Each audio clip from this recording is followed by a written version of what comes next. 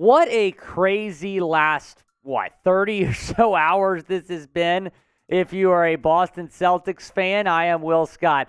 Welcome into Celtics Today by Chat Sports. The 2023 NBA Draft is in the books, and we are giving a grade for Brad Stevens and the Celtics tonight. How do you think they fared in this draft? I'm going to give my thoughts, and I'm curious to hear what y'all have to say down in the comments. I try to warn y'all, it's going to be a crazy offseason, right? It already has been nuts between yesterday, Kristaps Porzingis getting traded to Boston, Marcus Smart going to Memphis. You're going to want to stay in the loop, so subscribe to the channel. And then, of course, tonight was wild as well. Celtics making 4 draft night trades.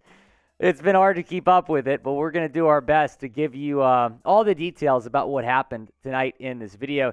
Hit that subscribe button below. If you're all about the Boston Celtics, you've certainly come to the right place. We're going to have you covered throughout the entire offseason.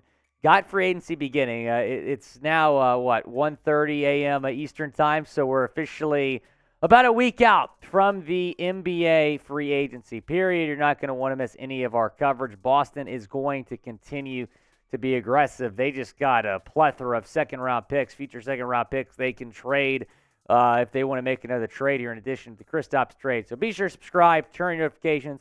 If you turn on your notifications, you're going to get an alert on your phone whenever we go live, whenever we put out videos.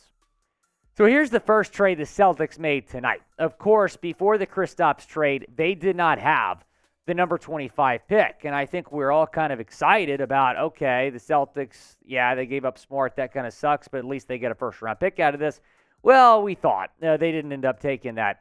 They did not end up selecting with that first-round pick at number 25. Detroit moving up 6 spots to take Houston guard Marcus Sasser. I would have really liked Sasser at number 25. I think, and just based on what I'm reading on Twitter, I think the Celtics really wanted Olivier Maxence Prosper, the Marquette forward.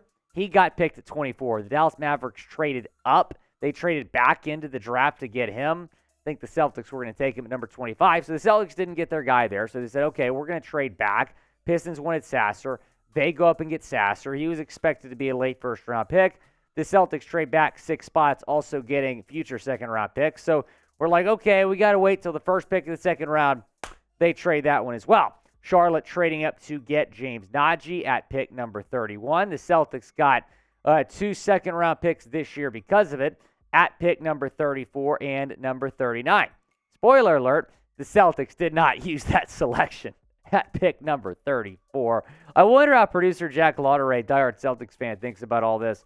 The Kings went up. They got Colby Jones. They trade up 4 spots. So the Celtics then acquired pick number 38 and a future second-round pick. They did not trade back from 38, thankfully. They took Jordan Walsh. We'll break down Walsh here in a second. I'll give a grade on Walsh. And then apparently in all of this, they got the Hawks pick at number 39, or they got the Hornets pick at number 39, excuse me. They opted to trade that to Atlanta. I figured that was going to be for a second-round pick this year. But as far as we know, is the draft ended about 30 minutes ago. The Celtics did not get a second-round pick this year. My guess is probably more future second-round picks. We do not know the compensation right now for the Celtics in this trade. We will let you know when we know, maybe in tomorrow's video, maybe later next week, about what the Celtics got in this Hawks deal. But the Celtics did not pick again in this draft. We do know that. So grade the Celtics 2023 NBA draft. Type A, B, C, D, or F down in the comments section. Go down in the comments. Grade the Celtics draft. It is the pinned comment on today's video. So when ad break comes, go down, chime in, grade the Celtics 2023 draft. Jordan Walsh was the lone selection here. So last year, the lone selection was J.D. Davis in the second round, the Alabama guard. They go SEC again, taking the Arkansas wing, Jordan Walsh, who was a freshman for Arkansas this past season, from DeSoto, Texas, in the Dallas area.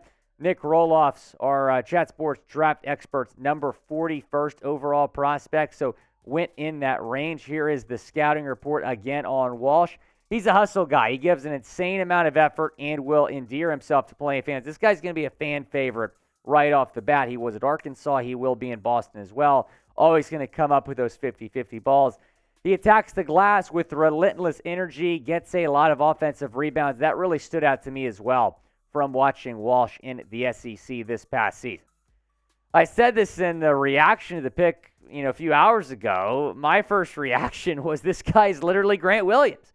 This is the Grant Williams replacement. It is widely expected that the Kristaps Porzingis deal is going to make it impossible to bring Grant Williams back. Apparently, Grant wants $15+ million per year. With Kristaps in town now, the Celtics cannot afford Grant Williams, so they wanted to find a replacement for him to back up whoever's going to play the four.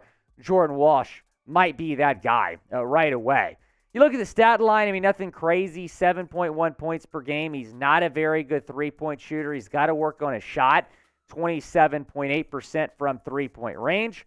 And then the field goal percentage at 43.3%. But this guy is known for his effort. He's known for his defense. I think overall, he is a good fit in Boston. I would have preferred the Celtics to maybe go point guard here, but I'm okay with this pick. I'm going to give it a B. He's a good player, plays with a lot of energy. He really impressed me this past year at Arkansas. He's one of those guys that is just kind of underrated. Like, he's not going to fill up a stat sheet, but he's going to make a difference on this basketball team. He is a difference maker, especially defensively. So I'm really excited to see what he can do in Boston. I think he's really going to fill the void of Grant Williams pretty good if Grant Williams does indeed leave, which is the expectation that Williams is not going to be back. What's your one-word reaction to this draft? My one word, chaos. It was a crazy night here with this draft, especially with the Celtics. One-word reaction to the draft, let me know down in the comments section. The overall draft grade I'm going to give is a C. This really doesn't have much to do with the Walsh selection. I didn't hate the Walsh selection. I gave that a B, but I am a little bit underwhelmed that the Celtics traded back 4 times. Pretty frustrating. I would have liked the Celtics to have spent some of those picks tonight. And that was one of the things that excited me about this Porzingis deal. I was like, man, the Celtics didn't have a first-round pick. Now they do. There's going to be a lot of talent on the board at 25.